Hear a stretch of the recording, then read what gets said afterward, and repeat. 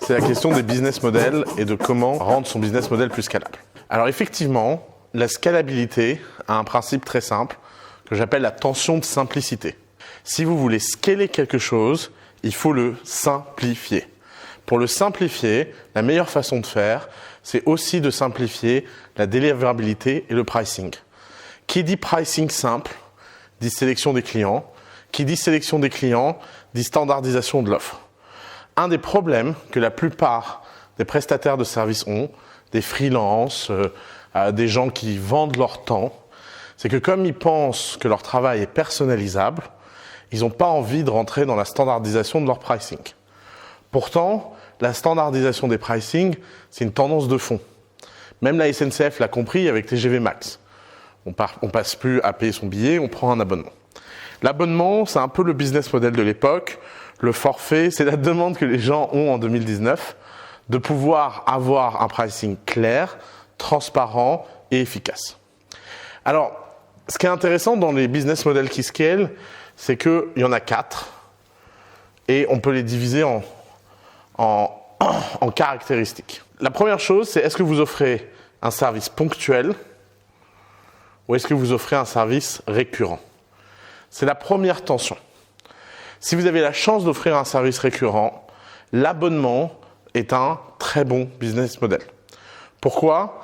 Parce qu'en général, les gens utilisent beaucoup leur abonnement au début et le besoin de cet abonnement s'effrite et donc la marge par client augmente dans le temps. C'est tout bête, c'est tous les gens qui s'inscrivent à la salle de sport en janvier, qui y vont en février, qui en mars savent à peine où est l'adresse, et en avril, ils sont même plus au courant qu'ils sont inscrits à la salle de sport. Avant de se réinscrire l'année d'après avec la même motivation et la même conviction. Évidemment, si vous avez un besoin ponctuel, ça ne sert à rien de forcer l'abonnement. C'est pas parce que les revenus récurrents sont bons qu'ils sont la seule façon de gagner sa vie. Ça sert à rien d'aller contre sa nature, ça sert à rien de forcer son business model. Et la deuxième chose, c'est est-ce que vous êtes à haute marge ou est-ce que vous êtes à faible marge ? Alors, c'est très important de comprendre qu'il n'y a pas d'espace de scalabilité dans la faible marge ponctuelle. Si vous êtes dans ce business model, votre opportunité de scale est quasi nulle. Pourquoi ? Parce que le coût d'acquisition d'un client, le fait d'aller conquérir un nouveau client, sera toujours supérieur à votre opportunité de gain sur ce même client. Et ça pose un gros problème. Le problème, c'est que qui dit scale dit préparation pour le futur. Qui dit scale dit mettre pause sur son business, préparer des choses, dépenser plus d'argent que ce qu'un client nécessite pour pouvoir traiter plus rapidement les clients futurs. Qui dit scale dit politique d'investissement ambitieuse. On ne peut pas scaler si on n'investit pas sur soi, si on n'investit pas sur son business, si on n'investit pas sur ses process.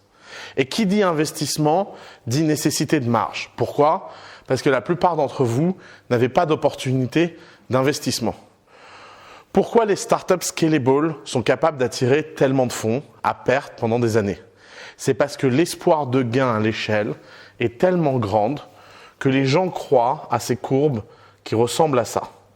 Vous avez cette intégrale ici, qui est la somme de toutes les pertes pour pouvoir rendre le business prêt. Et ensuite, vous avez le tipping point de profitabilité où vous avez les différents scénarios de scalabilité.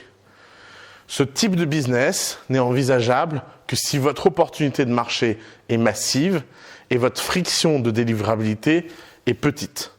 Si vous êtes graphiste, si vous êtes avocat, si vous êtes freelance, si vous êtes développeur, c'est pas possible.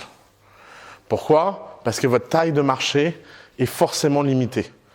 Vous avez besoin plutôt de réussir à trouver de la scalabilité, de la productivité au sein d'une niche.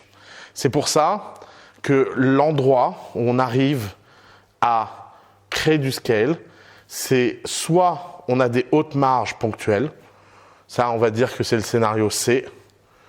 On a des hautes marges récurrentes, ça c'est un business model A. Et on a des faibles marges récurrentes, ça c'est un business model B.